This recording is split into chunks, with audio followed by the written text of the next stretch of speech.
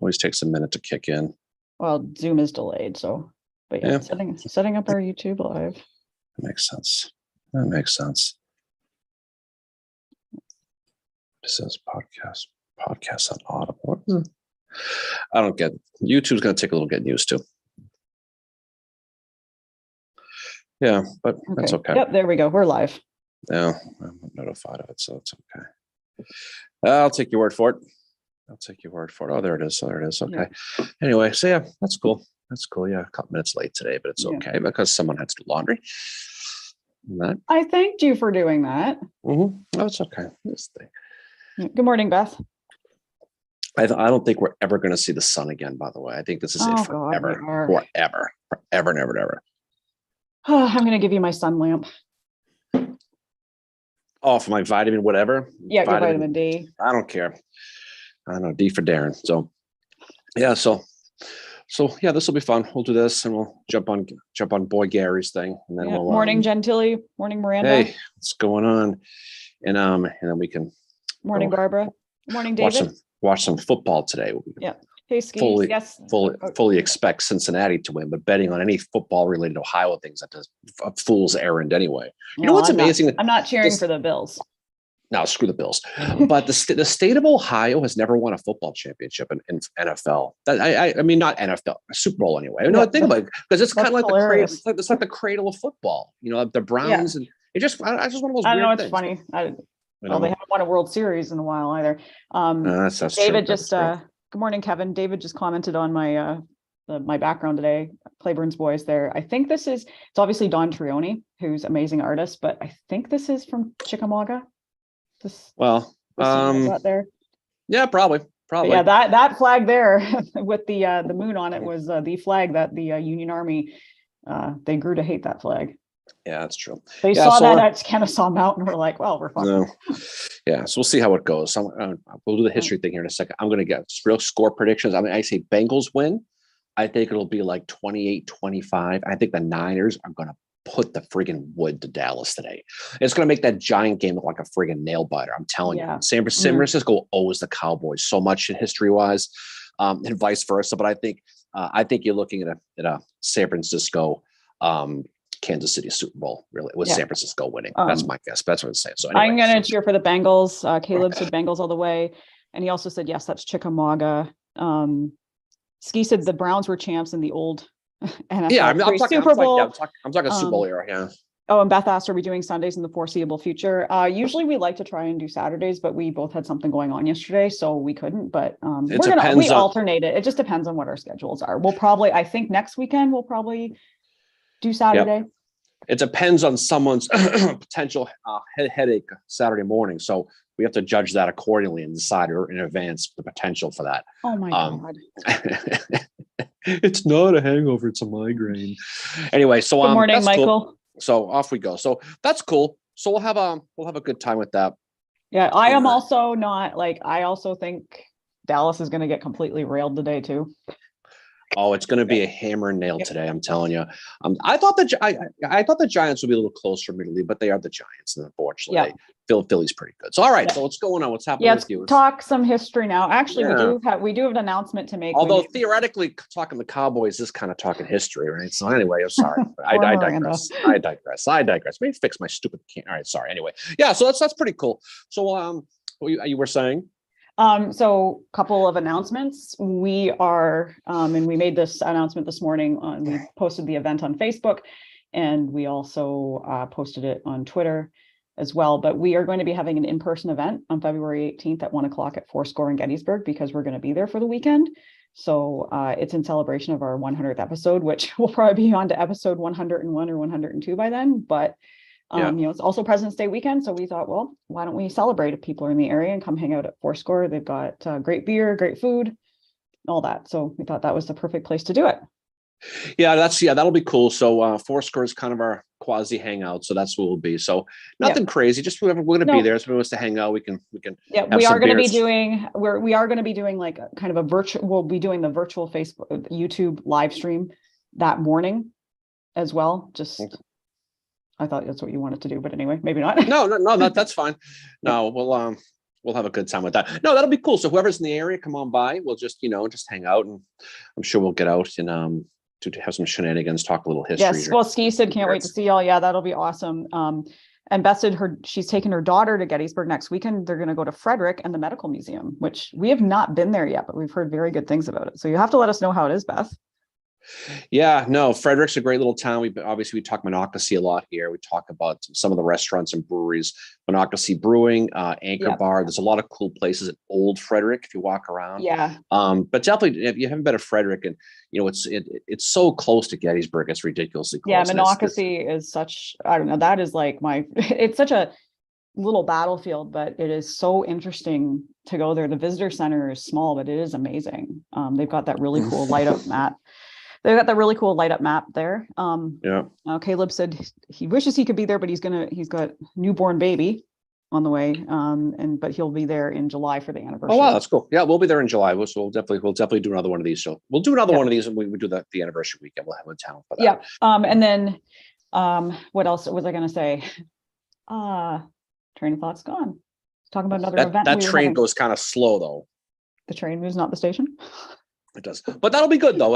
It's always good to hang out in just in places like that. I know people probably get tired of the Gettysburg thing, but that's where it is. So it is what it is. So, we'll go. We'll see how that goes, and we'll have fun with that. So, we got a busy schedule for us here next couple of weeks. We got we didn't record our Rosecrans episode this past week. We decided to just take a little bit more time to do the research for it. So we're going to be releasing that one next weekend. And then episode 100 will be released the weekend after that. And that is the episode we are doing with Alexander Rose, author. He's author of Turn, but he's most recently released The Lion and the Fox, which is about spies in the Confederate Navy in Liverpool. So we will be talking to him about that. No, and we've said before, shame on us for not doing more Navy. Really, we've only touched on it briefly with things like Vicksburg and things like Wilmington. But this is going to be if you're the Navy, this is a good one. Yeah, and it's fascinating. We talked about this briefly, but he'll be a great guy to have on. It's not really going to be a book discussion per se. It's just going to be about the subject of what it was, using the book as a backdrop. But it's going to be great because so much intrigue was going on, and the politics. I mean, when people don't realize, people think the Emancipation Proclamation is overrated. We joke about it. It's like Michael Scott declaring bankruptcy, and it kind of is in a lot of ways. But overseas, that Emancipation Proclamation politically was so big because when you're talking England in some of the shipbuilding factories, specifically Liverpool, it was very pro-Southern. Yes. But they couldn't openly build ships for the Confederacy because they had something called the Espionage Act, which basically said we have to maintain neutrality. We can't build warships for the Confederacy here. So what they would do is they'd build these ships, take them out to international waters, and then they would put the guns on them, and they'd break the blockade. And that's how they would do it. Yeah. But when the Emancipation Proclamation hit, everything changed in England. It turned into supporting the Confederacy and not supporting the North to really flipping the turn in whether they were hedging their bets because they were relying on maintaining neutrality because they didn't want to piss the North off, but they couldn't support the North because they needed the cotton that was snuck back through the other blockade. People forget the blockade went the other way too. Yeah.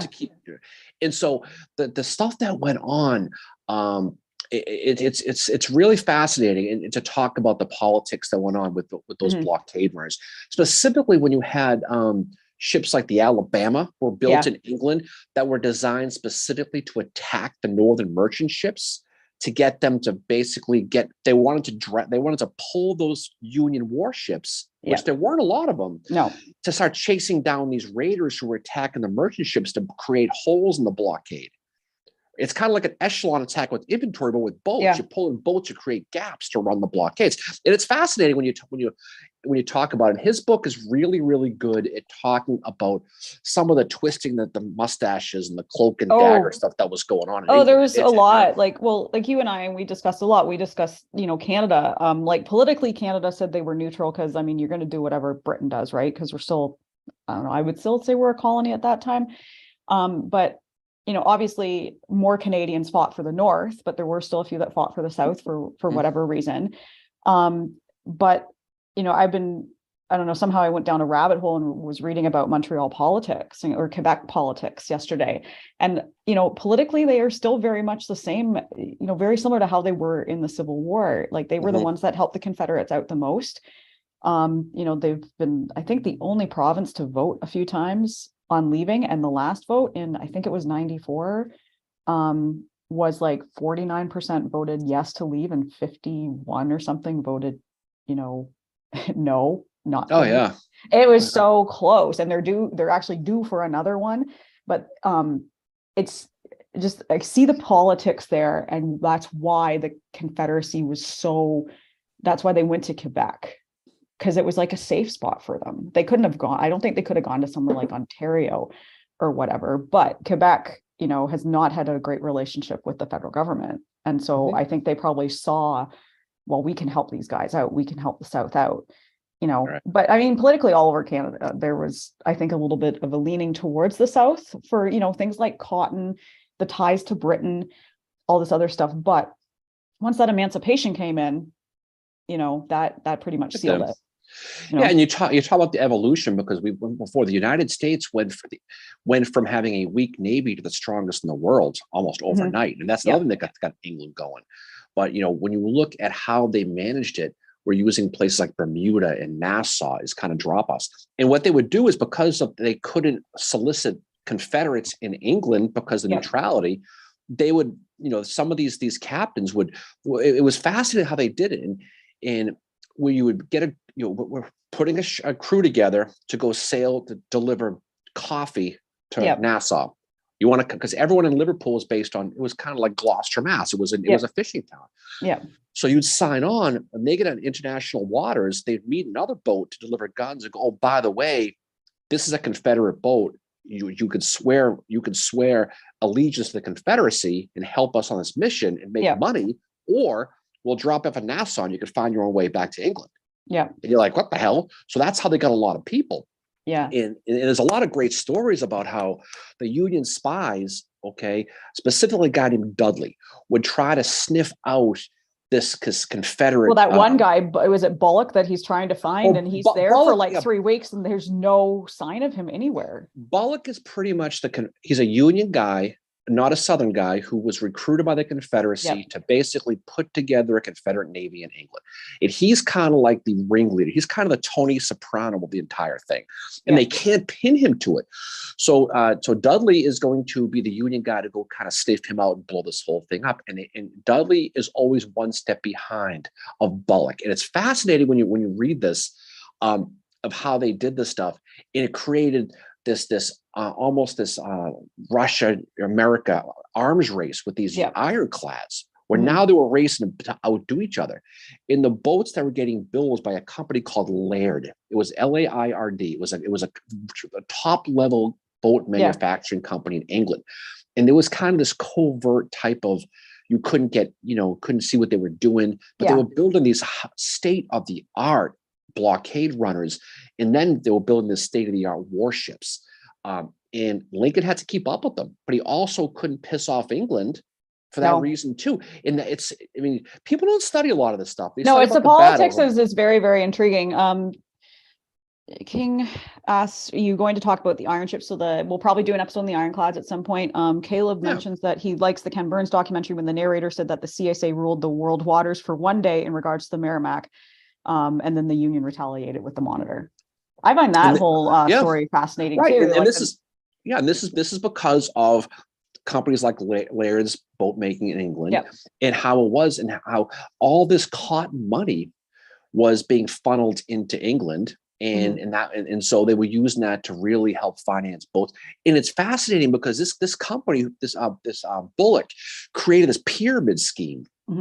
Which was, he was using credit to get money to build more boats, and was going back and forth. And they were, being chased down by these Union boats, trying to chase them down, and they were just rope-a-doping them.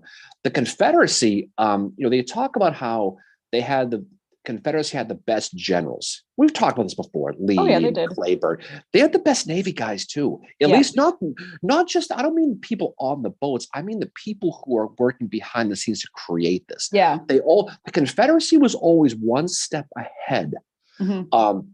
And the Union did keep up with them, but it created such a cramp in the dick of Abraham Lincoln. Oh, big time. That's a great way to describe it. Because he had to worry about not only the stuff on land, but we've said before, this perception that this Anaconda thing created this unbreakable blockade is just not true.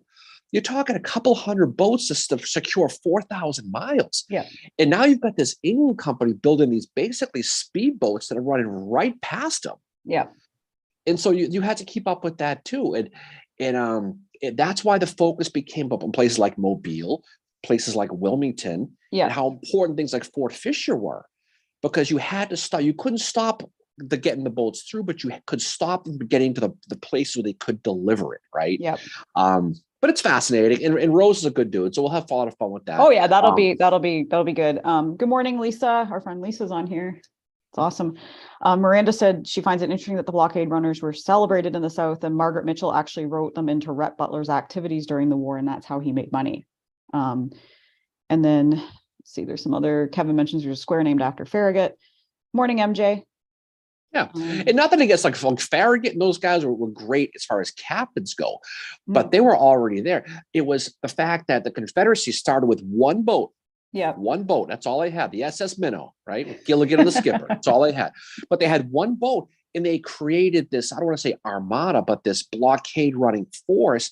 And they also created boats to attack the merchant ships too. And then they created boats to attack the warships. Yeah. And this is all with limited money. You had to do it under the nose of the British government. Yeah. And so it's a we don't talk enough about it. And so we're going to talk about that. And he is, Alex is his book is fascinating. He's really a Rev War guy, but he wrote this really good book that really shined a light on that nascent stage, that vanguard of this Confederate Navy. And we don't talk a lot about the Confederate Navy. You talk about some of the ironclads, but you don't think too much about them. No, it's such an understudied area, I think. Our friend Bill, he found a Confederate Navy button in his yard at Gettysburg. He dug it up with a metal detector, and we did a little Encyclopedia Brown action on this one. And we found out that button, we traced it back to Fry's 13th Alabama. That's cool. Because they were the only Gettysburg regiment that had Navy buttons.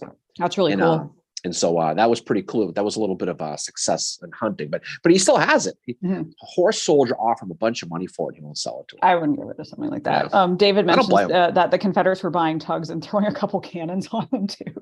Well, the thing about it, about like low rent Navy. Well, they were, but the thing is they had to, because you couldn't build warships in England for the Confederacy, they were building traditional boats. And then they had to have other boats they already had deliver the guns in international waters. And they had to stop and then transfer the shit with a crew who didn't even know that's what they had signed up for until they got out there. Yeah. And then they'd have the guns on there, and then they'd raise a Confederate flag so they wouldn't get shot down by the Confederacy as they approached ports.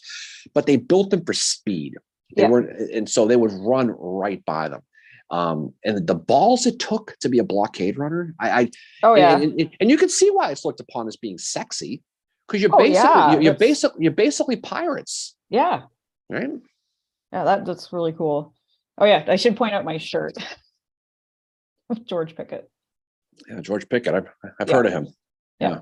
I got it. Oh God. Well, I got you the Ford's Theater shirt with Lincoln on it with 1 star, would not recommend. Yeah, I don't blame him. They had a big sale before Christmas, so I ordered you one and I ordered myself one. So they've got, I think it's it's not the History List. It's some other historical T-shirt company, but they've got some great ones on there.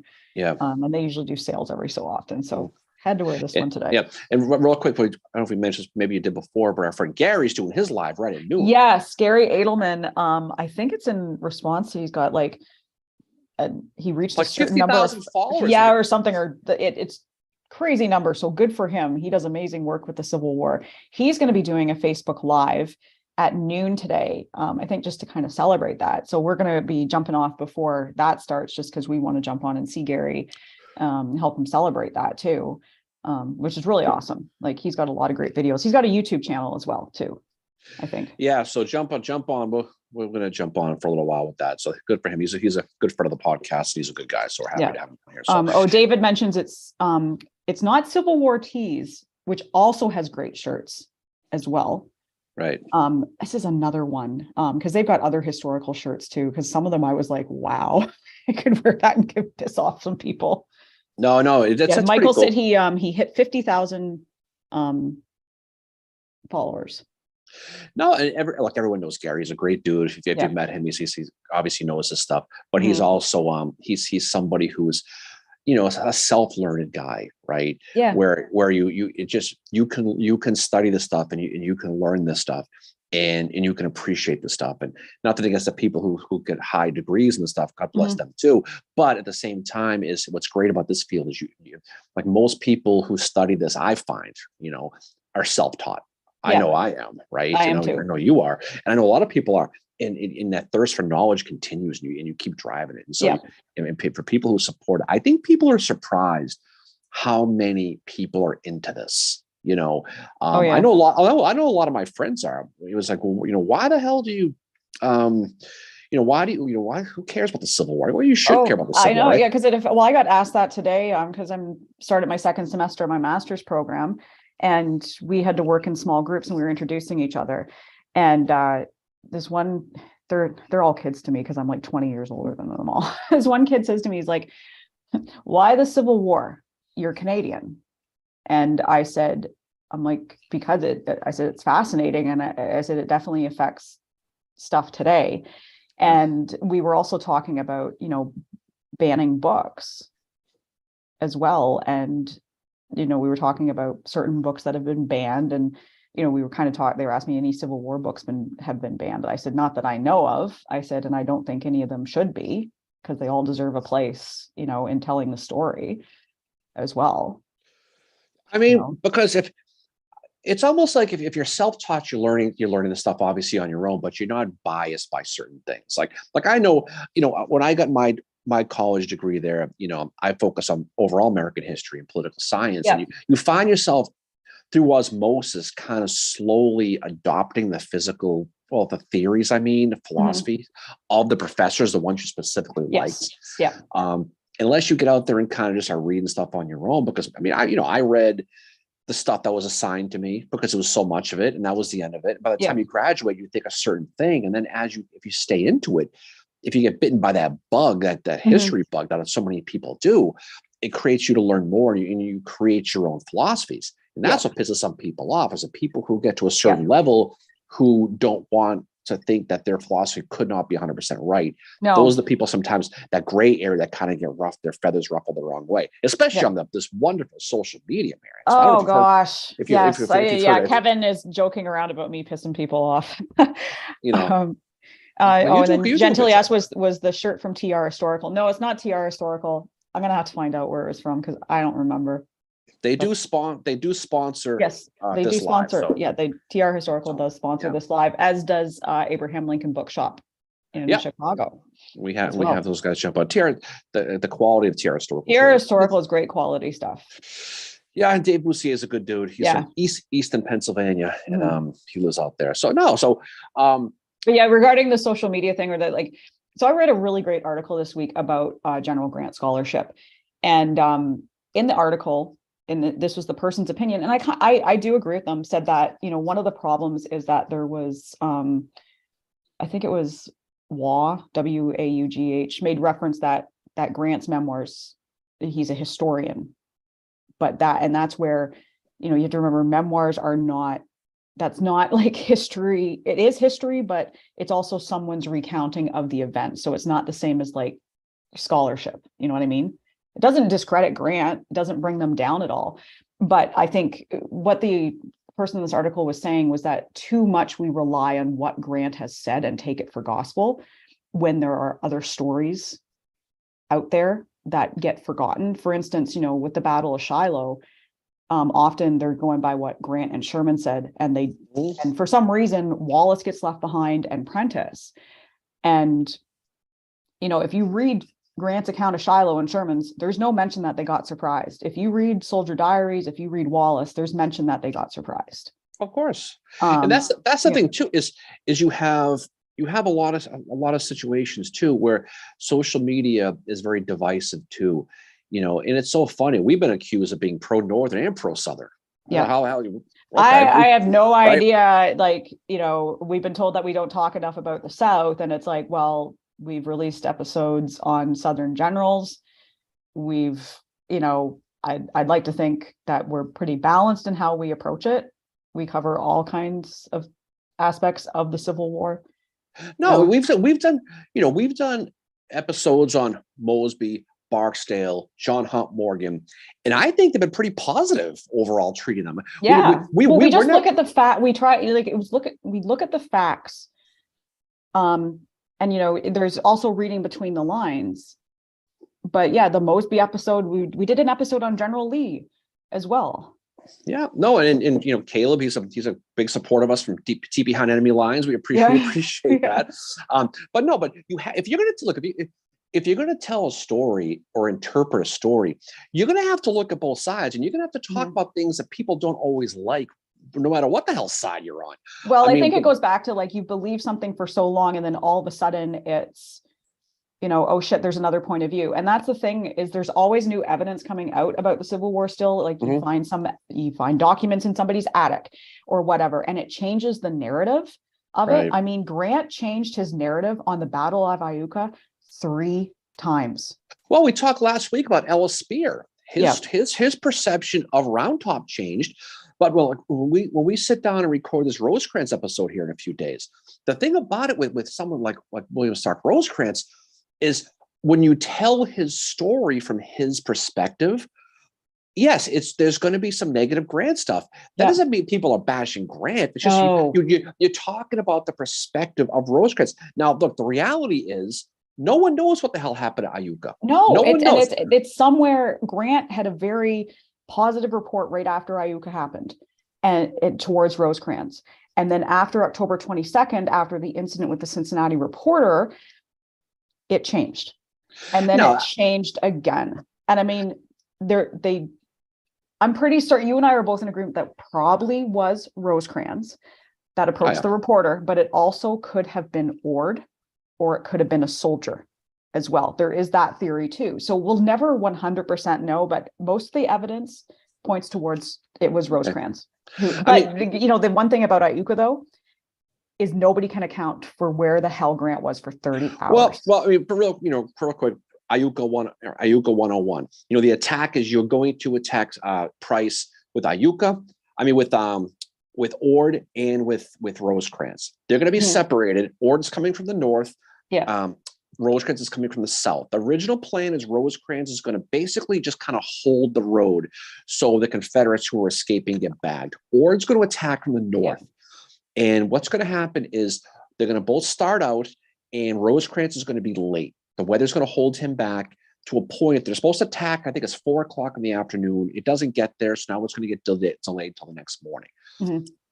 Grant's going to change his plan. He's going to tell Ord basically to attack when he hears Rosecrans attack. Yeah. And Rosecrans never gets that order. So you have Rosecrans basically sitting around, and then finally he does attack, but he's thinking he's going to be attacking, and then Ord's going to be attacking, and then it's going to be kind of a simultaneous thing. Ord never attacks. No. Rosecrans gets his ass handed to him. Eventually, the Confederates do leave anyway, and then instead of chasing down the Confederates, what does Rosecrans do? He takes Iuka and stays there. The thing about William Rosecrans, these towns, he loved them a long time. He got there and stayed there. Like he takes Stones River and doesn't leave. He's here for 6 months. Yeah. The problem with Rosecrans is he was obsessed with taking territory instead of taking armies. And that was Grant. That's where they were really divided. Rosecrans wants to know, where the hell is Ord? I'm getting beaten here. And then there's 2 colonels who get sent down from Grant to meet with Rosecrans to tell him the new plans. Guess what they don't do? They don't tell him the plans. No. So he's like, what the hell? And then these 2 guys get themselves lost going back to Grant's headquarters. And so he's sending repeated messages to Grant saying, what the hell is going on? 36 hours go by, 36, right? Yeah. And he doesn't hear from Grant. And so he is assuming that Grant is throwing back some of Grandpa's old cough medicine. And he left him out to be hung, right? Hung dry. And so he goes to these two reporters in these Cincinnati papers and tells them, and that's kind of the end of it. And they never reconcile. But they can never account for those 30 some hours that Grant is not there. No, but again, But again, Rosecrans was late getting there. He was. And he did it. So there's there's two sides of the story. There's he said, she said, and somewhere in the middle. You say she said, and Darren's always wrong. But there's always somewhere in the middle. And I think that Iuka story is a little bit of both. I don't think Grant was on a 3-day bender. I also don't think Rosecrans was purposely late and everything like that. No, the truth is, again, that what actually happened is somewhere in the middle. And we have to remember, these people are humans. They're going to put their own spin on things to make themselves, look better or whatever, or if they have a vendetta. And the thing is, Rosecrans did try to, I think, reconcile with Grant, but unless your name was Sherman or Sheridan, once you were in Grant's doghouse, you were never, ever leaving the doghouse. Well, see, after Chattanooga, when finally he gets, Washington, Halleck and Stanton, these guys give Grant the option. You're going to come to Chattanooga. You can either keep him, Rosecrans, or you can fire him, replace him with George Thomas's Army of the Cumberland. Of course, he picks door number 2 because he hates him. Yep. And then on the way to Chattanooga, by this point, Rosecrans is fired. He's heading back north of Cincinnati.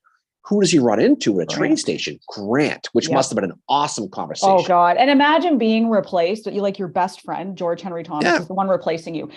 That's putting Thomas. I can't imagine how he was like, well, the F am I supposed to do now, right? And we see these stories. I mean, he said, she said with Longstreet and Lee is, the whole Gettysburg thing with the second day of Gettysburg, that goes on and on and on, which led to Longstreet being sent out to fight with Bragg at, ironically, here we go, Chickamauga, right? Yeah. So these little personal issues, conceived, contrived, or, reality, who the hell knows? But that doesn't mean Rosecrans is right or wrong, Grant's right or wrong, or Longstreet or Lee right or wrong in this scenario. It's just the truth. The truth is in the middle. And there's some good comments on here. Someone said the problem with social media, a lot of people don't want to hear your opinion. They just want you to agree with theirs. Andrea Quinn's on here, and she mentions college professors tell history through their lens and choose the reading material based on their likes. That's very true. Miranda, thank you for this. She said we're extremely balanced on the recent Robert E. Lee episode. Someone else said that we're extremely objective with how we approach it. Miranda mentions it was Stonewall's birthday yesterday, and MJ said for many they think you're taking away from the big names like Chamberlain, Grant, and Lee when you talk about others that are not well known, like Ireland and Claiborne. And and Kevin says, unfortunately, in the Civil War, there's highly educated people who forget about the last part, the truth, and that's the sad part of social media. Is that, or they have their own spin on stuff. I find it, especially, we see it with the Lincoln community, but also with Grant. And that's why, somebody like Lew Wallace, I mean, my opinion on the whole Grant Lew Wallace thing is Wallace, and I believe this for a while, Wallace was his scapegoat. He couldn't blame Sherman and he couldn't blame himself. He couldn't say, well, yeah, we did get caught off guard. So there you have Lew Wallace, who, yes, he was slow getting there, but the road that he could have gone on was flooded. So he had to find another way. Yeah. And Wallace was one of the ones that said, dude, we were caught off guard. He's not saying that to slight Grant. He's saying it because it's probably what happened when all the soldiers are saying it. The soldiers aren't all getting down and say, like, let's say we were caught off guard. And it's like, because they were, but too, with Iuka, I like your point about Rosecrans was late. Grant was gone for 30 hours. The truth is somewhere in the middle. And I mean, my mom, she was into history, mainly World War II, but she did read a Grant bio that I bought her and she really enjoyed it. And the one thing she always said was that Grant, odds are, was probably not an alcoholic. He might've been at one point in his life, but she specifically referenced Iuka one time and said, I wish they would stop saying he was drunk because I think he just had a migraine. Possibly. But he did suffer from migraines, and so did she. So she's like, a lot of his symptoms were just like when you have a really, really bad migraine. But the other thing too is, when Rosecrans says that he disappeared for 30 plus hours, that doesn't mean he just disappeared off the face of the earth. It just means that he wasn't responding to his messages. Yeah. And the reality was, because of the terrain in that area, there's no guarantee he was even getting the messages. No, it was right. like that the train out there. Where if is you- Iuka? Is that Tennessee? It's I think it's Mississippi, right? It's right Yeah, in that same area. geography so Tell me well. about it. But no, but the thing about it is he ends up. So if you really want someone to if you really want someone to blame those two colonels who were sent from Grant to Rosecrans at Iuka to pass on that message, because for whatever reason, Grant had the assumption Rosecrans got the messages. Yeah. Why the hell would two people who were sent down to Rosecrans to deliver a message, who actually were with him there, not deliver the message? And this isn't Rosecrans saying he didn't deliver the message. It was these two guys saying, we didn't give him the message. Well, that was your job. You had one job. You had one job. Yeah. And who knows why they didn't. Caleb said Mississippi. Kevin said Team Wallace, savior of the nation. Absolutely. Well, here's the thing that's interesting about this, though, is Grant, and people think we're bashing Grant. We're really not. You're just gonna say there's a pattern with certain people. Grant you mentioned before, he had two binkies. He had two of his faves, which is Sherman and Sheridan. Yep. Miranda's favorite, okay, was Sheridan.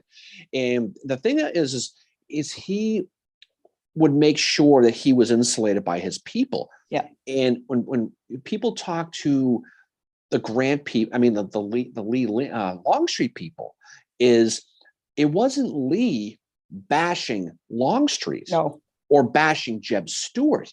It was some of his underlings, guys like Taylor, right, who were spinning this narrative about the Jeb Stuart getting lost there. And so as history goes on, people like, well, Lee's bashing Longstreet. He really didn't.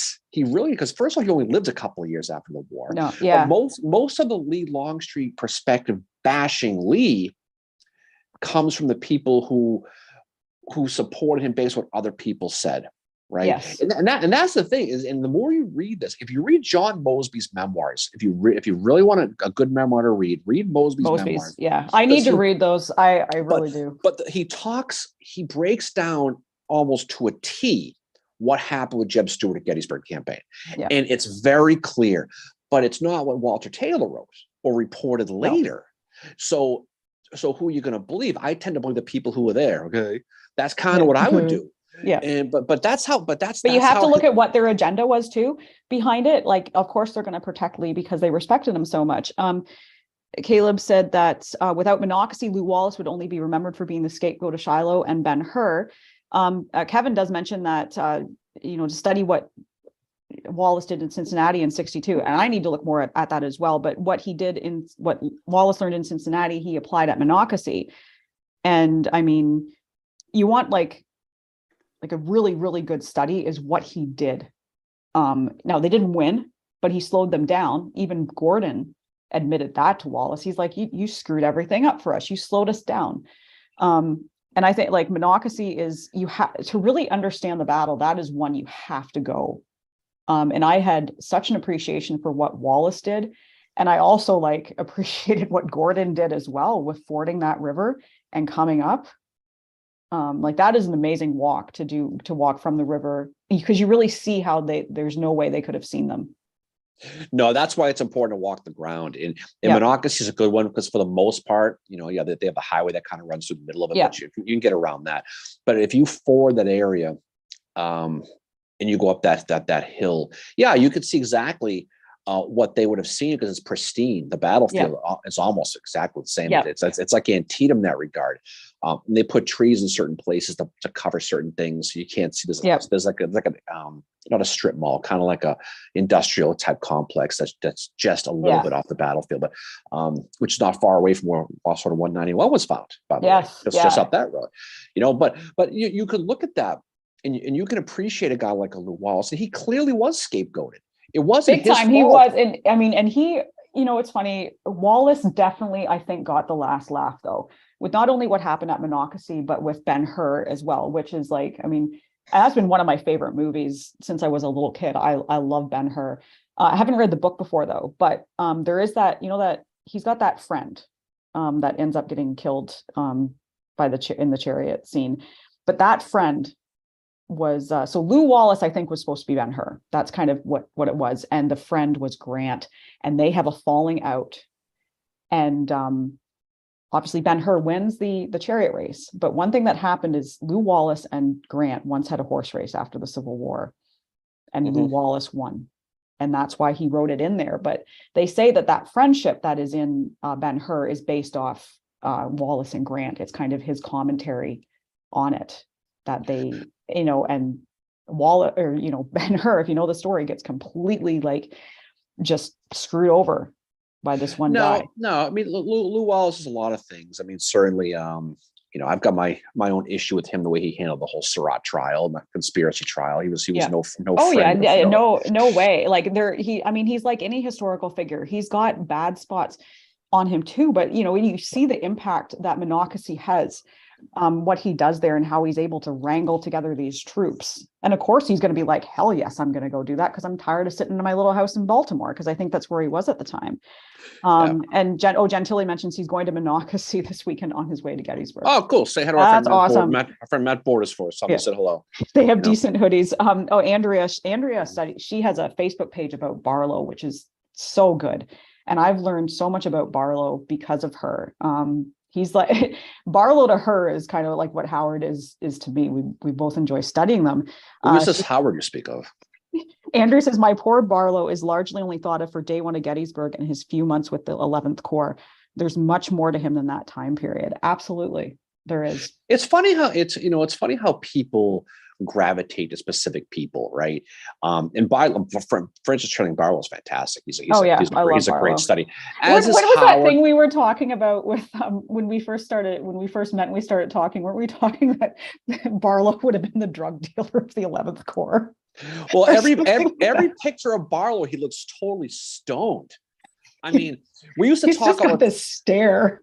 We used to talk about when we just were so bored in meetings. We were just stare. We called him Barlow. Yeah, I remember that.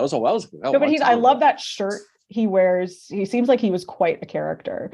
And I know Andrew has done a lot of research too on his wife. I think her name was Arabella, and she doesn't get talked about much either. But I love the Barlow Gordon story, and then how they met, whether it's true, but when they met years later, now, and was that based on Freemasonry that he helped him, or was it just like, I'm going to help this dude? I think he probably, I mean, the story at Gettysburg, obviously Barlow is going to get hit. It looks like he's going to die. Mm-hmm. The story, of course, is Gordon's going to come to him and basically help him, I guess, ease his pain. He's going to help direct his wife through the town to visit her. They're going to go right down Baltimore Street, right near Mr. Jesus. He's going to kind of stop the shooting so his wife can get to the one. There's a whole bunch of good stories. Yeah. But they both believe each other died, and so they're going to meet later at a dinner, and Gordon's going to say, are you related to the Barlow who was killed at Gettysburg? He's like, I am that guy. He's like, are you related to the Gordon who was killed so-and-so? I am that guy. Holy shit. And they had a good friendship. Yeah, they had this, Andrea mentions, Andrea's going to post his Harvard graduation picture later, talk about stoned. He has that, he always has that look, like that Jeff Spicoli look. If you know who Jeff Spicoli is, it'd be cool if you know who he was, Mary. No. Of course you don't. Someone knows. The funny thing about Barlow is he used to, like, his soldiers were like, some of them didn't like him because he used to, like, he had this big sword and he'd like hit them as they were walking to get them to go faster. But he's a fascinating study. And like you said, like, it's amazing how people gravitate. Like that kid we met at Fredericksburg, who of all things was like, he's like, I am so into Henry Warner Slocum in the 12th Corps. Like, that was weird. I remember he was a Notre Dame graduate. So yeah. But I mean, I was like, good for you, kid. Like, and I want to see him like, hang on to that and keep studying him and the 12th Corps, because you know what? No one does. He might even get a Slocum tattoo in his arm. He's so obsessed. He might get to that point, Oh shit, was that allowed? But for real though, but people get, it's funny because we have a lot of friends who were in the Civil War, and you can associate them with certain people. Mm-hmm. And it's a lot of times it's either from where you're from or your background, whatever.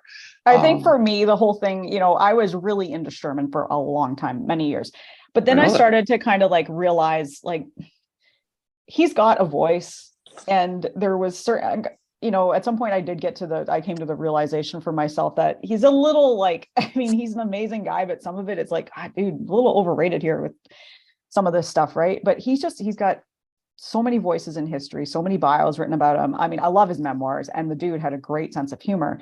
But then I started looking more to Howard. And I love his story because he's not the greatest one. He's amazing. Like, he's still very talented, very underrated, but he kept going with everything. I mean, he gets up to make that speech to the Third Maine. Third Maine was his first command, right? Mm-hmm. And in his memoirs, you can tell he didn't have a lot of confidence in himself with it. He's like, oh, here I am in charge of these guys. And, they didn't really believe in him either, because I don't think he looked like the typical Mainer. Howard had a very high pitched voice, and he was short as well. So it isn't exactly like, you're not exactly exuding like confidence in being a leader. And the other thing too, is so much of his story, it stops at Gettysburg. But then there he goes out to the Western Theater, and he shines out there, much like Slocum does in the 12th Corps, and same with the 11th Corps. These guys have so much more of a story to tell. And well, everyone of these Howard guys and has Slocum get slammed for Gettysburg, and they get slammed hard. Most of these guys have their high points, it's in low points. And depending on who you like, sometimes people, over emphasize the high points and minimize the low points. Yeah. Sorry, go ahead. I'll give you credit for Howard, is you're not completely blind to the astrogliding he took by Stonewall Jackson. He took, and you know what? Some of that is his own fault, because he should have listened to von Gilsa.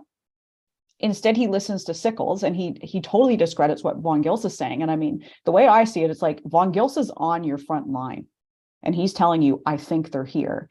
And Howard's like, nah, they're retreating. That's what Sickles is saying. Well, Sickles isn't there. And von Gilsa, pretty sure, could see all the signs that they were going to be attacked. Von Gilsa was also a dick too. He also GTFO'd off of East Cemetery Hill on July 2nd at Gettysburg. And wasn't von Gilsa the one in the 11th Corps that could swear in like 3 different languages, and he didn't like any of his like, he didn't like his commanding officers at all. He was a real he's gonna put Wainwright and Ricketts Battery and those guys, saying, just so you know, those guys right there, as soon as it gets hot, they're running, and you're gonna stay here and fight to the death. And guess what happened? They freaking took off. But you had Sam Carroll and Shizanovsky come and bail them out a little bit. People always talk about Carroll in the Second Corps. No one ever talks about Chris getting up there and Chris was out in the Western Theater too, right? Is he not the one that? Right, I'm just talking specifically for Cemetery Hill. It's just, but he was right about that though. But von Gilsa did set up that defense at Chancellorsville. But you're right though. Howard was of the opinion, because of Sickles, that Jackson was retreating. And you've been at Chancellorsville. There's that one place. There's that gap in the woods where you can sit there, and there's the road going by. Yep. And the Union's firing shells at them. Yep. But it looks like they're leaving. But they're making this big, gigantic. And there's so many people. By the time that Jackson gets to where the flank, there's still troops waiting to start their march. That's how big this Leviathan army was. So Howard, freaking Patton would have had a chance against them. Nobody. I don't care who you are in that position, you're screwed. I don't care if you're John Reynolds or, even Grant, Thomas, any of them would have been screwed in that position. And those guys all knew it as well. All those commanding officers saw what happened to Howard, and they realized, like, shit, that could have been any of this. This was not Howard being inept. It was just getting caught off guard and being hanging in the air. And you had to remember, go ahead. There's so many variables though, because you had Hooker, who got concussed. You have George Meade, who the next day has Jeb Stuart, who's now in charge for Jackson, over a barrel where you can just reach his hand out and pretty much end it. He doesn't do it. So there's so much that goes into Chancellorsville. Now, Chancellorsville, Robert E. Lee would disagree, but it was probably his greatest win. He didn't see that way because Hooker got away.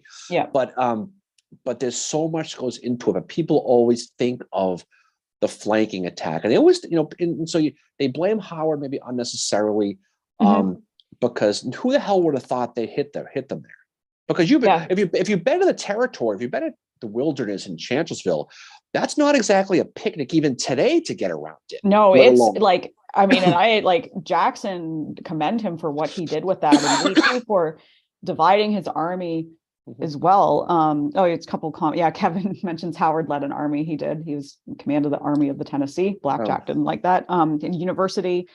And Gentili said Howard has one of the more interesting post careers too. And that Caleb's got to run, but yeah, it just reminded me, next roundtable is Wednesday evening too. So we're in the midst of sending out the invites for that too.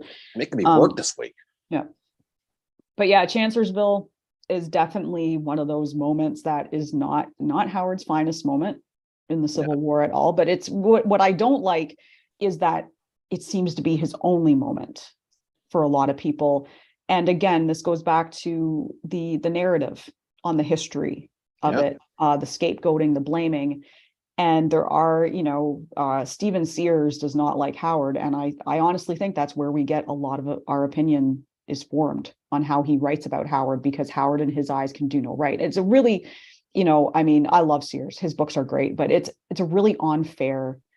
It's unfair to Howard because there's nothing like and all the soldiers, all the officers, Reynolds, Sickles, all of them knew that it could have been them and they could have been annihilated. Howard doesn't have an advocate in academia.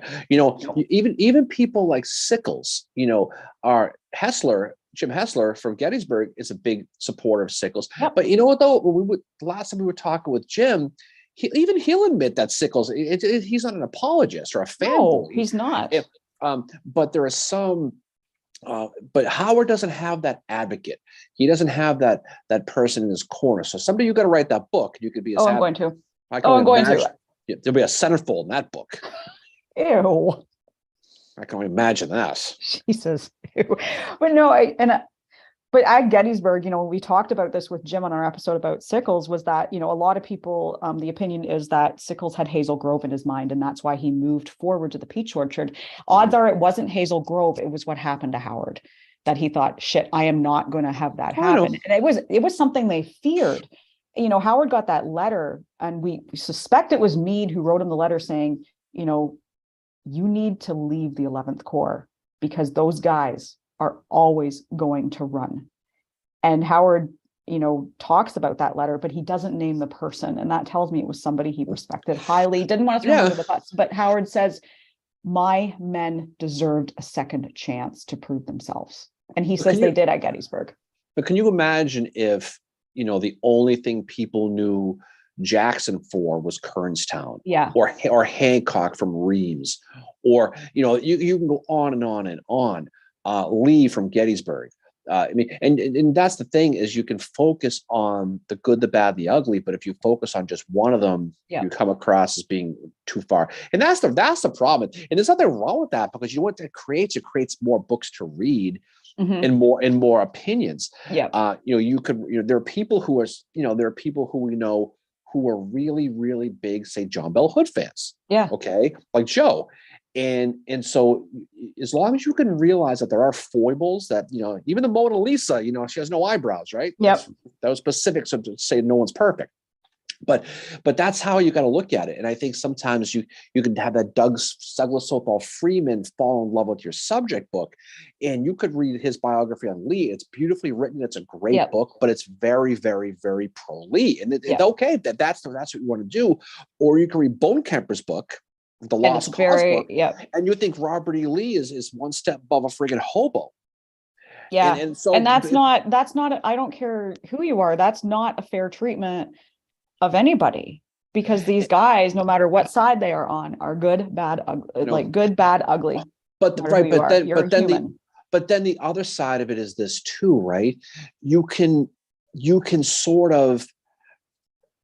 be one way, and you can go back and try to convince yourself you were wrong, like Ty Sedgley does, and he goes too far the other way too. Where his book is great, but then it's really like I like it, but I think it's a little bit too much of a hatchet job on Lee, because he's right about certain things. Yeah. But when you really get into the nuts and bolts of a guy like Lee, you can pull all the old standards. You can pull out the old trader card. You can pull out the old slaver card.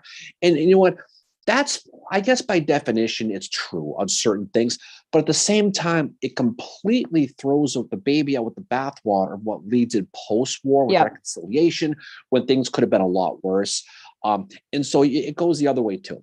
Now, Yeah. I like the book. I just think that it's a little bit too much of pointing out just the blemishes. Yes. And it's clearly a book that was written to clear his own Yeah. conscience. And it is great. Like, I mean, I learned a lot writing the book, and, you know, I gave it to my mom last Mother's Day. Just because she was always asking me about it, and I related to a lot of Sejuli's childhood in it. You know, even living in Canada, I was like, holy shit, this sounds like me in a way, and the stuff that I was raised with, you know, just because the time it was. And I think she said she enjoyed it, but she said some parts of it were hard for her to read because I think even she started relating to it. And I know a lot of people who did. MJ mentions, whenever I see the false narrative that Howard and Hancock had a large fight in Cemetery Hill at Gettysburg, I advise that's not true. And that's true. That is true. Hey, speaking of fights at Cemetery Hill, I'm hearing about this RKO fight that's going to be taking place in a few weeks in Gettysburg now. Yeah, I didn't realize that until today. Finally have it at Cemetery Hill. MJ is going down to God's country here in a few weeks, the same weekend we are. And she won't be able to go to our little get together because she's got some stuff going on, but I'm sure we'll see her that weekend. I'm going to sit there with my popcorn and watch you guys go at it. Some of the stuff she tells us, that she get, like, someone said that Howard was vain recently, and I'm like, what the hell? Like, but I mean, the fight, and that's another thing. It's this myth. Oh, because I said, I mean, look, the reality is, Hancock shows up. He's got the plans to take over from Meade. Yeah. And Hancock's there because he's got a clean slate. He hasn't been to the battlefield. He can make a clear and honest opinion.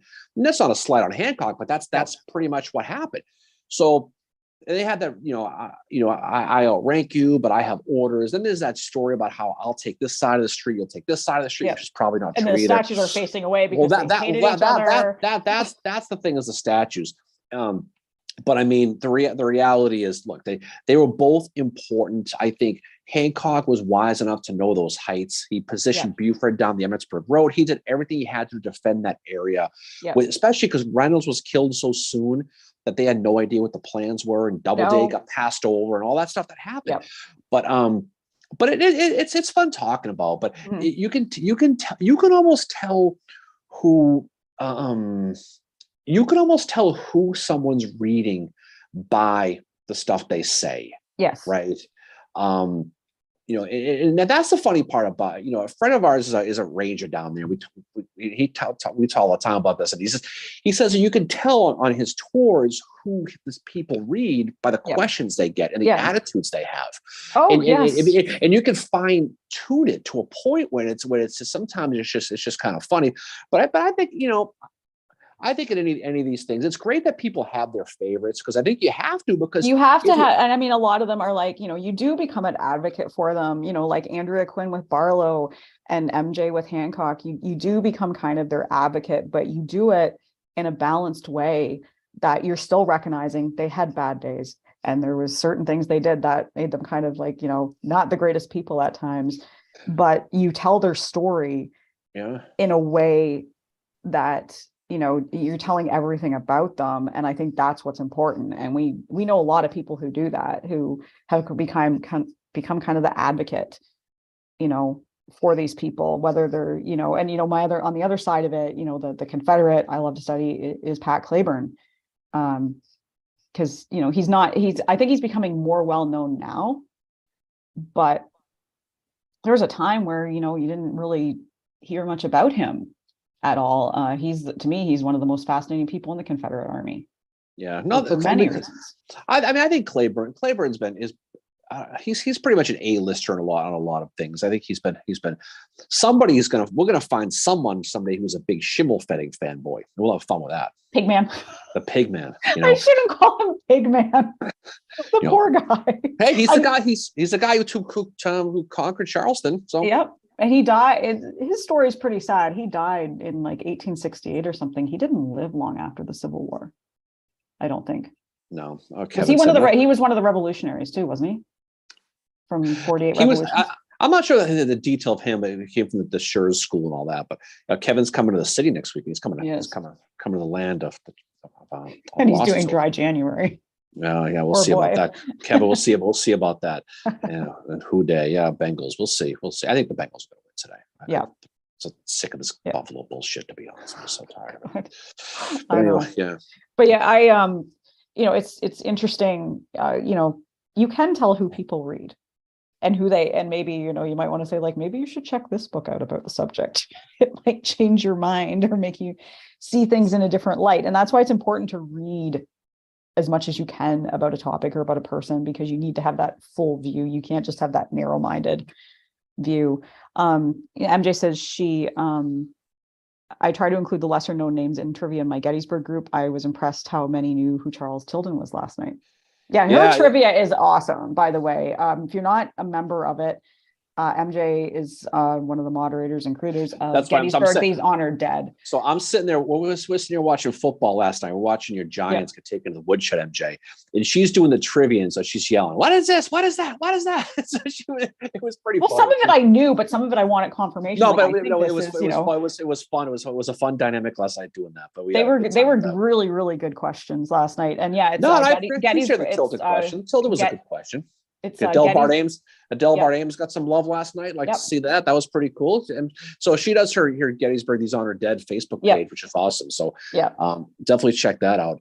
And she has some good trivia, and she has the best prizes too. Oh God, the prizes! But it's a lot of fun. It's a fun group on there, and it's great that she puts the time into it. And because I always learn something during. Oh, they're fun. It takes. The thing about it though is it takes a lot of.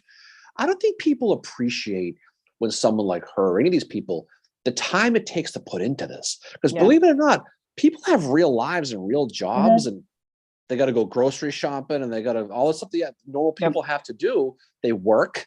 And so be able to sit down and do all this stuff is fascinating. So it's cool to do that. And especially when you got, there's always, anytime you you put yourself online, there's always the D-bag factor you're going to deal with. And trust me, I know. Yeah, I know. I'm just saying. So her stuff is really, really cool. It's fun. MJ does a great job. I mean, everybody on here does. Okay, David liked that I mentioned Pat Claiborne because I know he likes to study Claiborne as well. He's a fascinating guy, and his one major biography has been written by a Navy guy, Simmons, which is really Pat Claiborne. I know who Pat Claiborne is, but Doritos. What was the one you had? Was it the mayonnaise? What the hell was that? That was. I sent her the mayonnaise Oreo cookies. Oh, but it is pretty funny. I got the Dorito White Claw prize last night. Oh, I know. No, it's pretty good. But it's great. It's great people put the time into this. But it's pretty cool too. But it's definitely fun doing that. Because there's so many little details about things like that, that battle, other battles too, that just tell the whole story. That's the scoop.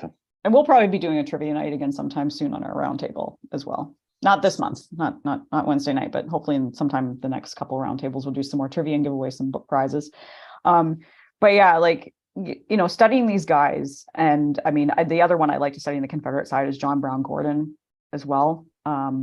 I've always found he and Claiborne are kind alike, but not really, they're the fact that they're not West Point guys, but they become probably two of the best officers in the Confederate Army by the end of Claiborne unfortunately doesn't make it to the end of the war, but he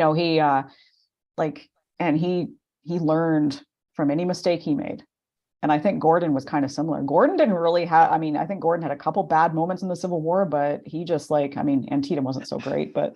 No, he had, he was put in that situation at Petersburg at the end, and he had no chance with that. But Gordon, the thing about Gordon is he's one of those guys, you study him, and sometimes you have to kind of take a shower afterwards because of the stuff he says, because it's just, some of it is just so, but the thing about it though, but in all seriousness though, if you're looking at a pound for pound absolute stud of an officer, it's him, because he just, all he did was win. is what he did for the most part, right? Yeah. I mean, people don't realize. I mean, he beat Hancock at Spotsylvania. Yeah. You know, obviously what he did in Tatum, what he did at Gettysburg. Sorry to Yeah. Barlow and Andrea, but that's bring up a sore subject. But that's how it is. But he did. I mean, he was all the way through. Now, the problem that he had to deal with post-war was he wanted to be very big in reconciliation. Yeah. I mean, he tried to get Davis to arm slaves, and they wouldn't do it. Kind of like Yeah. Claiborne at the very end, but Yeah. and he was no friend of the slaves by any stretch of imagination. but he knew what he had to do to win. But he tried to. Meade's in charge of that military district, the 3rd district, which covered Georgia. He wanted them to get rid of that. But they had to support the 14th Amendment to be let back in. He didn't support that. He just didn't want it. No. And so he goes off to Congress and Senate, and he becomes that real voice in the South of he'll speak to the Southern people in a very lost cause-y way, but then he'll speak to the Northern people in a very reconciliatory way. And so he was kind of an enigma of what he really, really felt. Yeah. They used to have a statue of him in Atlanta. I don't know if they still do. They may have I taken don't know. that down. But Gordon is a guy. I've said before, Gordon is the Confederates version of Hancock. Oh, he is. Pre-Gettysburg. He really is in a lot of ways. They're very similar in a lot of different ways. He didn't go to West Point or anything like that. He was a lawyer. But just like Claiborne, wasn't Claiborne was a pharmacist and a lawyer, right? Claiborne had a few different careers. But if Hancock didn't take that junk shot there at Gettysburg and he stayed healthy, right? And because he would have been a much of a bigger factor, because he really did. I mean, I think even MJ would have been. He did kind of lose the fastball a little bit after that. He was away for a while. He never really recovered from it. The Second Corps kind of fizzled after that. He did just vanish. He did stick around. Yeah, but his wound definitely. But it definitely took some of the steam away. But if he didn't get injured, they were very parallel, which is what's fascinating was the fact that they did beat at Spotsylvania. Mm-hmm. Now, after the whole Upton charge and all that stuff that went on, you had Hancock versus him, and he got the best of Hancock, and he was a baller. Yeah. So he's definitely an interesting study, no question. Oh, he is. Andrea Quinn mentions on the Confederate side of things, Extra Billy Smith is an interesting study too. See, Extra Billy's weird because he was a governor-elect of Virginia. Okay. He's also got the name Extra. Well, Extra's cool because he was always trying to get the extra. That's what he was. Like Baldy Smith. Well, but the thing about Extra Billy was, he gets blamed, because the whole Yule thing. We were talking before about that first day at Gettysburg when he thinks he sees soldiers and they turn out to be fence posts and they don't attack. And the 12th Corps out there lingering, and so there's all that. But people think of Extra Billy, they think of fence posts, and that's not fair. But I mean, he's definitely. What's so funny was before this, years ago, back when I just started working, we had two guys, Scott Perry. Scott Perry was his name. There were two of them. So we called one Scott Perry. We called the other one Extra Scott Perry. He was the second one. And so I always think of that when I think of Extra Billy too. But Extra Billy was interesting too because they had to listen to him because he was governor-elect of Virginia, fighting in that Confederate army. So that's where the politics again comes out. Yeah. Which is it's always funny with these little stories. But he's a good one too. Yeah. Gentili mentions he's agreeing with Andrea. Says, I live in Fairfax, and the house he was sleeping in still is there when he was scrambled to take command on June during the Battle of Fairfax Courthouse when John Quincy Marr was killed and Ewell was injured. Yeah. There's all these like characters that you somehow stumble across when you're studying, like another one I want to learn more about is Schurz, because he does not look like a badass, but he totally was a badass. He looks like a guy I don't want to mess with. No, well, I don't know. He's got the glasses and stuff. Like he's got the nerd thing going. But then again, this is the guy that broke his commanding officer out of like some fucking European prison. Right. But whenever you see a picture of Schurz, and I know there's at least two of them that exist. There's an older one and a younger one. He always has that "you spilt my beer" look on his face. He looks like a very angry man. When you bump into somebody at the bar and they spill their beer and they give you that look. He always has that look about him. So Schurz looks like the type of guy that I don't want to mess around with. But no, but he's like, I mean, he was considered for command of the 11th Corps after what's his face had his little Siegel had his little meltdown and was like, give me more men or I'm leaving. And Stanton was like, fine, go away. I was always surprised. I was surprised they did give the 11th to Howard over him. Well, the reason they did that is because, and again, this is actually the anniversary of that is, I mean, it's obviously past, but I was thinking Mud March and all that when Howard was finally in command of the 11th Corps. But what happened is Sickles got command of a corps, and he's a political general. And I think some like Howard thought like, oh, hang on here. I'm one of the highest ranking officers in this army, and you give command to a political general. So he wrote and said like, okay, not for nothing, but yeah, can you give me command of something? And that's why he got the 11th Corps. Right. I mean, people always talk about the date you get your star and all that. Rosecrans got his star one day before U.S. Grant, one day. And so, but Grant, but Grant obviously got the nod over Rosecrans for a lot of it. So it doesn't always fall back to that. No, but Howard was Howard. So the highest ranking officer at Gettysburg was Slocum, right? Well, to talk on the first day, but the thing about it though is a lot of it, we were talking before, like we mentioned a little bit ago with the Howard Hancock thing. Howard actually outranked Hancock because he got his first star first. Yep. That was the big deal. Mm-hmm. And so when he shows up and says, I'm in charge, he's like, F you are. I outrank you. He's like, but I got orders from the big man, from Meade. Yeah. And that's how it always goes, but it doesn't always go that way. I mean, now these are gentlemen soldiers would honor that. So when Hancock showed up and said, I have orders, do you want to see them? Howard says, nope, I don't need to see them. I take your word as a gentleman and officer. So that's how it was. But it wasn't always that way with a lot of these guys. No, it wasn't. And I mean, the interesting, the one thing I just thought of is like Howard is one of the youngest Corps commanders in the Army of the Potomac. I think he's 33. They're all early 30s for the most part. Yeah. And then, when he's on the March to the Sea, he's like 34. And I remember, when I would hit certain ages, like I remember, I think Claiborne was killed when he was 37, right? I was 37, 38. No one knows exactly when his birthday is. Oh, no, it's everyone says St. Patty's Day. Yeah, but apparently it was the 16th. Anyway, I remember when I was, 37 and thinking, the anniversary of Franklin rolled around when I was 37. And I don't know, for some reason that just like hit me hard. I'm like, holy shit, I'm Pat Claiborne's age and he was killed. And you just for some reason it was just like, what a loss that was, And two, when I was like 34, I was thinking, wow, no way I could have done the March to the Sea. And there's Howard doing it. There's so like, you realize like really you think like, wow, look at what I've done. Look at what they did. I know it's a different time, but for some reason, when you reach their age, you start thinking like I do that. I don't know, maybe I'm weird in doing that, but that's nothing wrong with that. But I mean, there's also 18, 19-year-old kids who didn't get to sleep in tents every night in the March to the Sea. Oh, I know. Too. Yeah. So but there's a lot of that. But it's fascinating though, and it's funny studying the personal dynamics and the politics between the people in charge.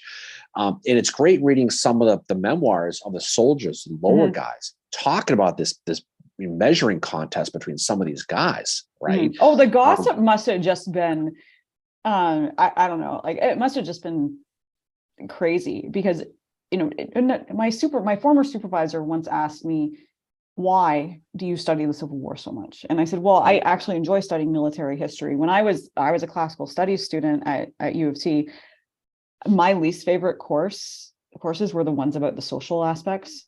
I couldn't give a shit less about that. My favorite courses were the ones about military. Like in my third year, I wrote a paper about all the changes that this one guy named Marius made to the Roman army and how it led to what Caesar was able to do. Yeah. That was the kind of shit I was into. And so I said, but it's not just the military and the battles and all that. It's the behind the scenes. It's the fact that these guys were nothing more than high school girls in cliques and the drama that went on behind the scenes that would eventually affect the outcome of a battle. Or you have someone like Sheridan and Warren that can't check their egos at the door. And Warren gets totally screwed over by Sheridan, I mean, these guys are all, we're going to talk, we'll talk Rosecrans here, but when his men loved him. He was a hard guy, but he was like their father. I mean, He was this, so respected. but there are stories where they'd have, bedtime at 10 o'clock, lights out, and he'd be up probably taking a leak or something. He'd see a tent with the light on. And he would literally go knock on the thing and say, "Boys, time for bed. Shut the light off. Can I have 10 more minutes? No, we're off to bed." That's how he was. Yeah. And the men loved him for that type of thing. Yeah. But he was also he was a demanding, hard guy. This is the guy too, where he went to West Point with Grant. Yeah. And there's that story where Grant is being hazed. Yeah. He's being told to guard a cannon for some stupid reason.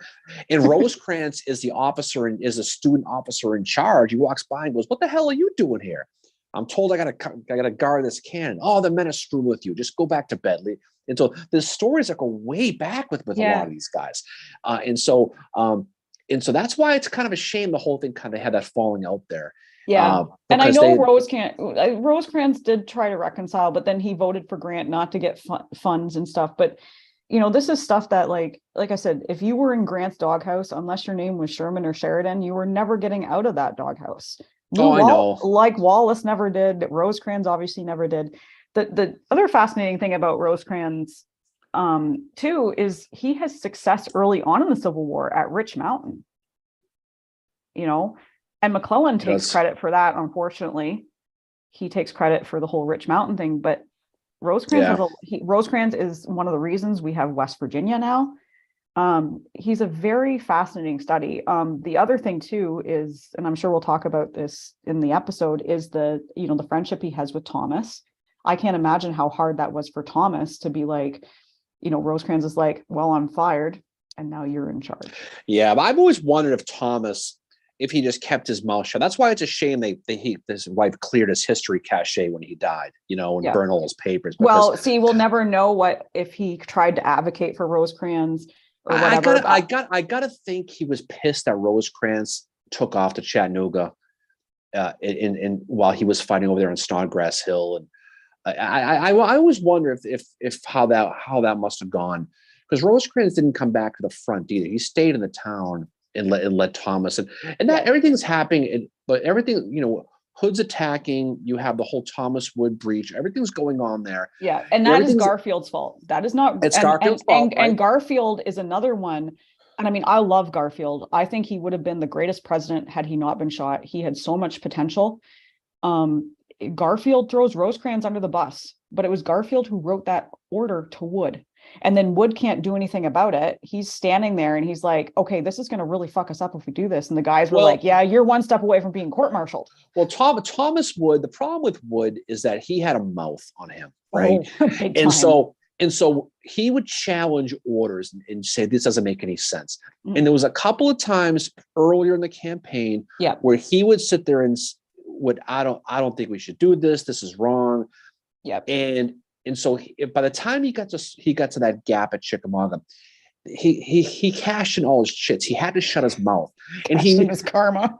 He knew that he couldn't bitch anymore. He knew. No, and his other officers were telling him that too. And he's like, "I need to tell him this is not right." He goes, "You can't. You've already been crying wolf to me. If you go there and do this now, they're not going to believe you. So you have to take it."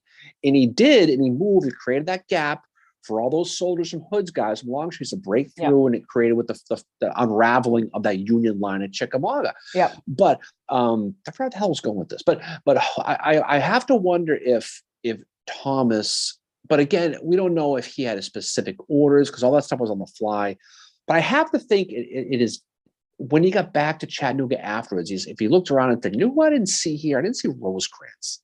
I saw my ass up here getting smoked on Snodgrass Hill." Yeah. And that's the thing is Rosecrans's frame of mind was obviously not good at that time, right?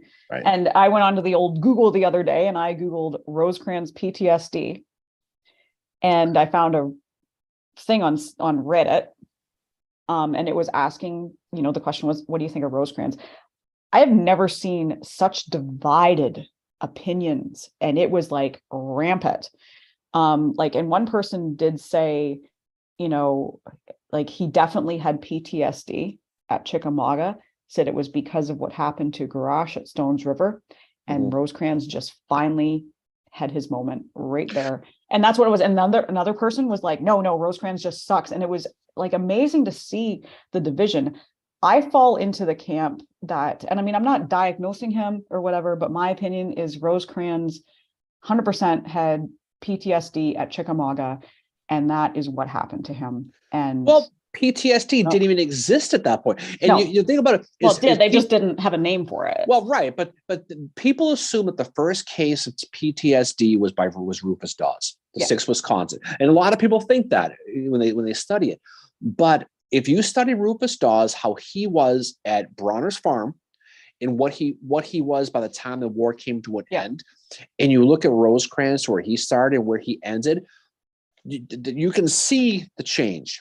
Yeah. You can see where that mental tread on the tires went flat on both of them, but they don't diagnose that. No. But it's tough to be an armchair psychologist, but at the same time, they didn't really understand concussions either. No, they didn't. And so Hooker is said to be drunk, but I think that concussion he got at Chancellorsville was why he eventually died of a stroke.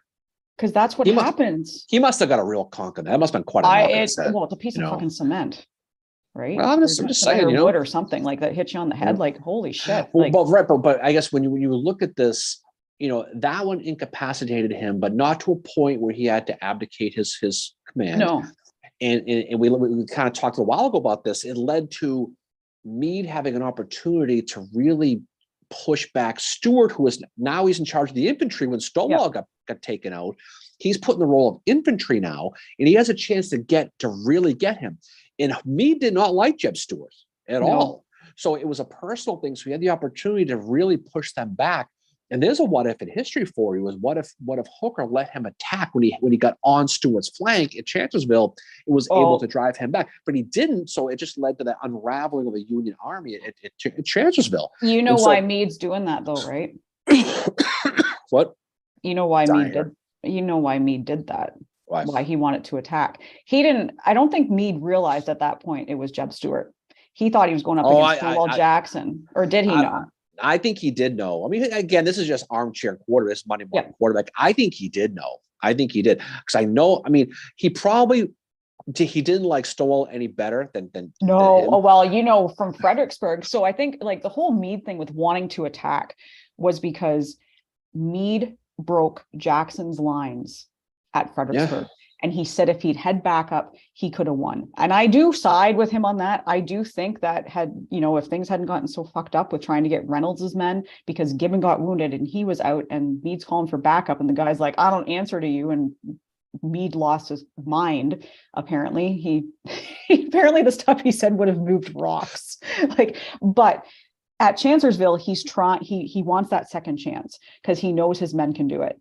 And he's like, I want to be able to do this because I think I've got it. He wants that kind of, I think he put a lot on himself after Fredericksburg, and he wanted that kind of that redemption of, I want to finally break this guy because I can, and I know I can, Well, there's a lot of that. I mean, we talk like the wheat field at Gettysburg, right? Mm-hmm. You had, General Barnes is all over.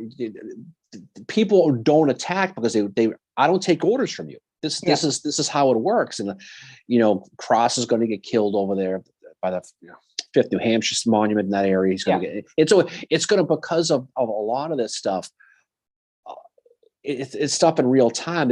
People don't want to take the words from people that they don't report to, and that's all goes back to politics. Yeah, he probably did. He probably knew it was Jackson's men, which is part of it too. Yeah, I think he did know Jeb was in charge, but I think he hated Jeb.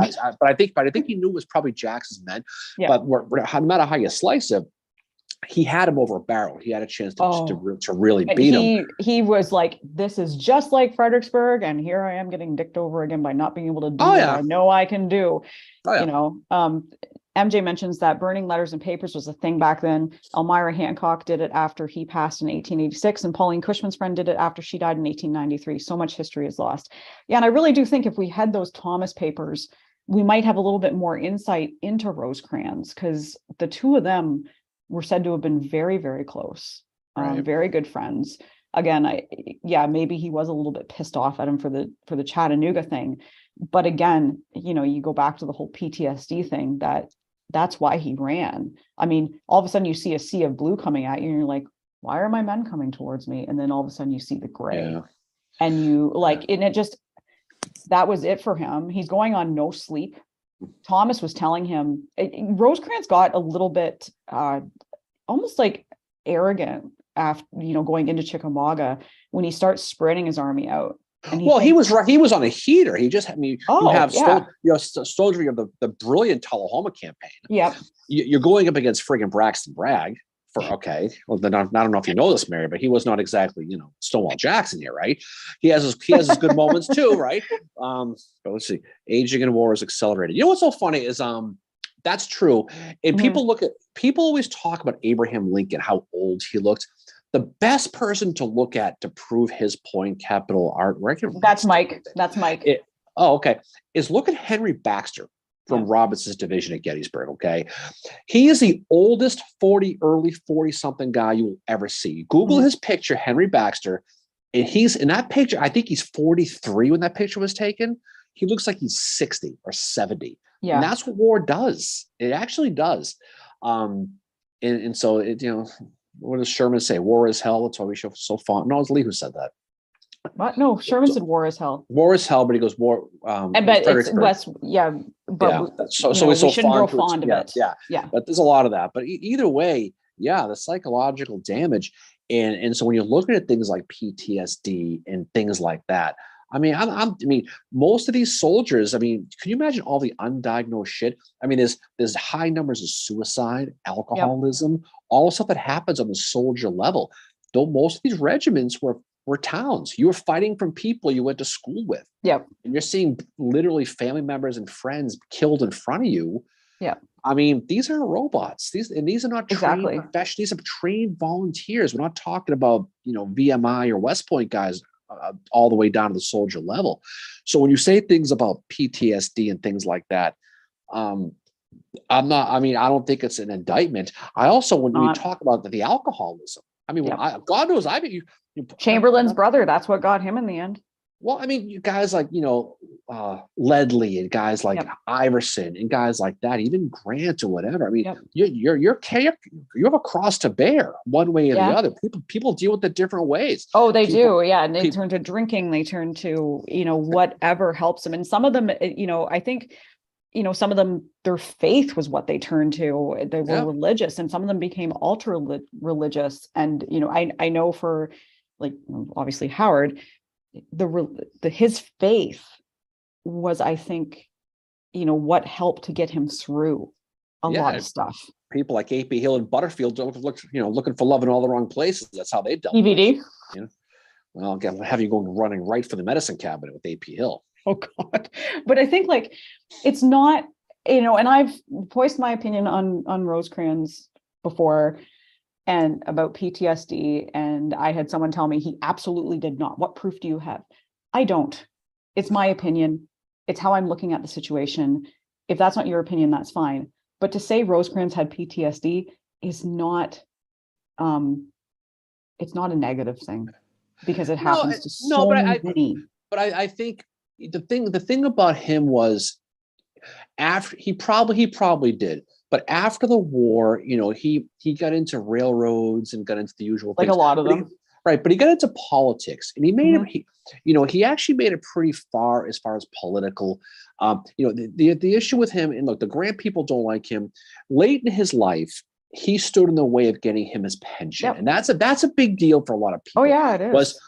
He was basically had a position where, when Grant, who was destitute at the time, he applied for a federal pension, and Rosecrans did everything possible to deny that pension, which was a dick move. It was. Okay? Oh, absolutely. I completely agree. And but Rosecrans, another thing too was he'd seen so much death late in his life. Rosecrans had a grandson he was very fond of, who died suddenly of diphtheria. Diphtheria, right? Diphtheria. Whatever the hell.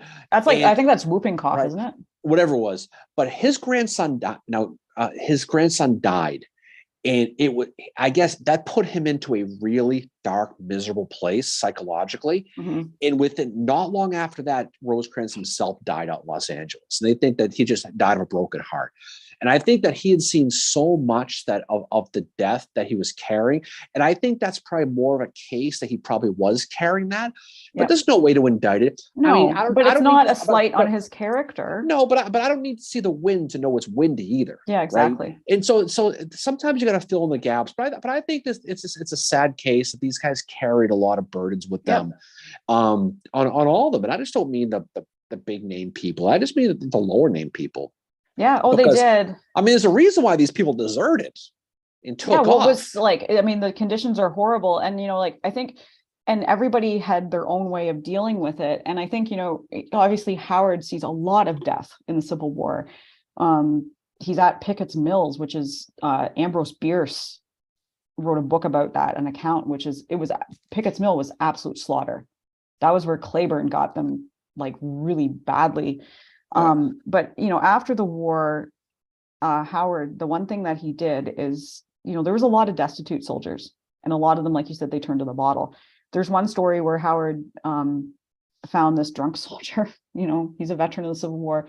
Howard takes him back to his house, helps him, it just helps him. He and his wife Lizzie, they would kind of nurse them back to health.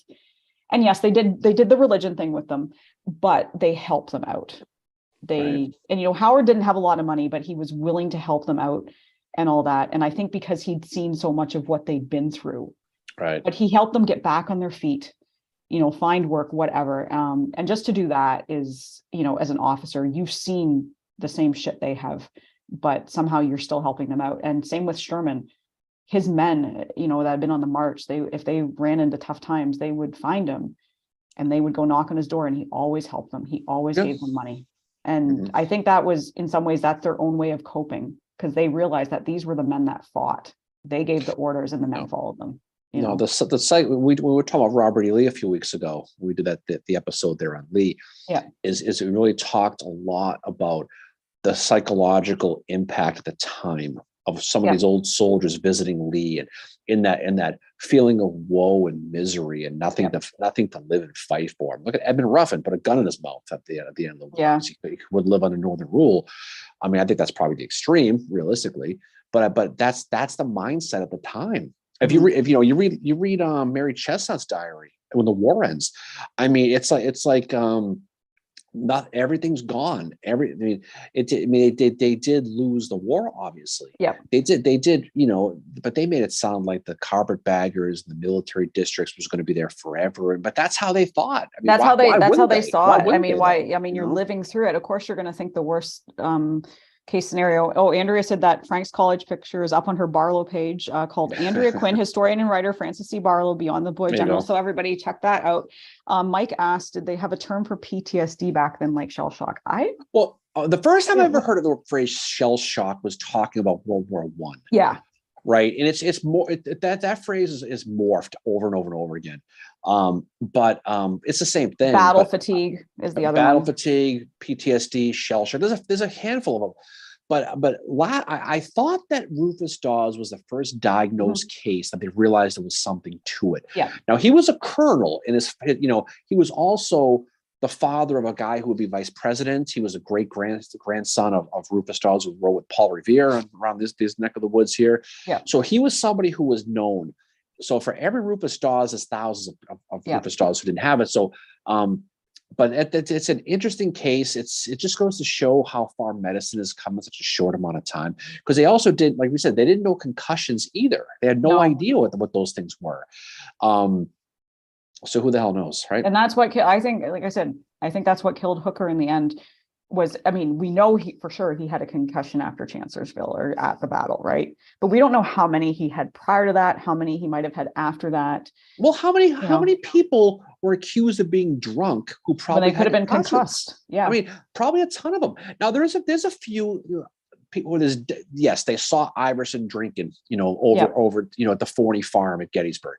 They know Ledley was getting hammered at the Crater. There was some that you just knew, but there are a lot of unfair ones, and you want to get under someone's skin back then called him drunk. I think you were right about Grant. I think he suffered from migraines. Oh, my mom, like she Right? was, and I mean, she's not sitting there. She was not a doctor, but she had chronic migraines, and I do too. But she said the one symptom that some people get with them, and she got it, and I do sometimes too, is when you have a really, really bad migraine. Okay, so first of all, you can't be in any light. You have to be in the dark. Right. Like sometimes like cover your eyes. But the other thing too is you do slur your words because you're in so much pain. And, you know, she said a lot of the symptoms of chronic migraines and really bad migraines are very similar to somebody who is drunk. And that's why she always said he was probably had a migraine. And the other thing about Grant too was the tobacco. I challenge anyone to take a pinch of Skoal, put it in your cheek for the first time, and tell me after 60 seconds you're not drunk. Okay, this is a guy who smoked a shit ton of cigars a day. I will tell you, some of the most messed up have been after cigars, and this is a guy who smoked dozens of cigars in a week. Yeah, there might have been some of that too. So again, there's a lot of stories that we'll never know, but that's the reality. But yeah, we'll get ready to wind down. I was gonna say chronic migraines are like, they are a bitch to deal with, and they can last up to 30 hours, sometimes more, sometimes 72 hours. And back then, you don't have the Advil, you don't have the stuff we have. Grant would have had to like suffer through, and that pain it's not just a headache. I couldn't imagine life for Pedialyte. Oh yeah. Grant probably actually Pedialyte is a lifesaver when you have Pedialyte and Gatorade are lifesavers when you have migraines. But yeah, it was so funny. My mom, it's one thing I will always remember about her is she was watching a documentary about Grant with me, and someone said Grant was an alcoholic, you know, talking about Iuka, and she's like, he had a migraine. And I wish people I wish people would say that and not accuse him of being an alcoholic. And she was just like, I don't know. Grant was kind of, like I said, she was huge into the World War II. There's a ton of stuff. I mean, Charles Dana and John Rollins, they went to babysit him, and yes, and Rollins wasn't there at the time, and neither was Julia. No, I don't think Grant drank any more than anybody else. I don't think he could hold it. But I also think I also think there was a lot more into it. So I don't buy the whole Grant was a drunk thing. Again, that's how you got at somebody. Don't diminish that tobacco thing, by the way. Oh, I know. You told me that. I'm telling you, I got like the first time I got really high off a cigar was with you when we were checking out that 54 stuff on St. Patrick's Day last year. And I was like, whoa. I'm telling you, back in my college days when I was stupidly doing chewing tobacco, right? My God, that stuff, forget it. And so you can only imagine after a good, strong, we're not talking about, really good cigars. We're talking about a lot of crap. Same with the liquor. You're drinking basically antifreeze. Well, David said liquor was safer than water sometimes, like dysentery. Andrea Quinn mentions that. Andrea Quinn mentioned something I never thought of before. Dehydrated. It causes dizziness. It causes headaches, confusion, and delirium. Yeah. No, that's the thing is, and some people will sit there and say, a lot of the anti-Grant people, well, he was a drunk. He was a butcher. Well, yes, no, but not really. Well, again, you can't be superlatives one way or the other. You can't say 100% or 0%. No. But the truth is always going to be in between, and that's the reality. But let's get ready to jump off. We got to go to Gary's thing. So anyway, a couple things for those that we're on here at the beginning. We will be at Fourscore in Gettysburg on Saturday, February 18th, 1:00 for kind of a 100th episode celebration. So if you're in the area, come hang out with us for a little bit. Our roundtable is this week. We are sending out the invites. We're in the midst of doing that right now. So if you've never attended before and would like to, civilwarbreakfastclub@gmail.com. And we will send you an invite. Our Rosecrans episode will drop this weekend or this coming weekend as well. So thank you for everybody for coming on here this morning and hanging out with us. We don't know why you guys hang out with us when we do our silly little live streams, but we really appreciate it. You guys are awesome. Definitely appreciate that. So definitely try to get to definitely do a jump on Gary's thing. Yes, Gary's thing is right now at noon. So definitely jump on there. So we'll be doing a little Gettysburg fun. So we'll have a good time with that. So all right, off we go, Mary. So let's go. So Bengals, Niners, take it to the bank today. Yep. See you guys day. next weekend. All day. Thank All you right, for guys. coming on Have a here. great.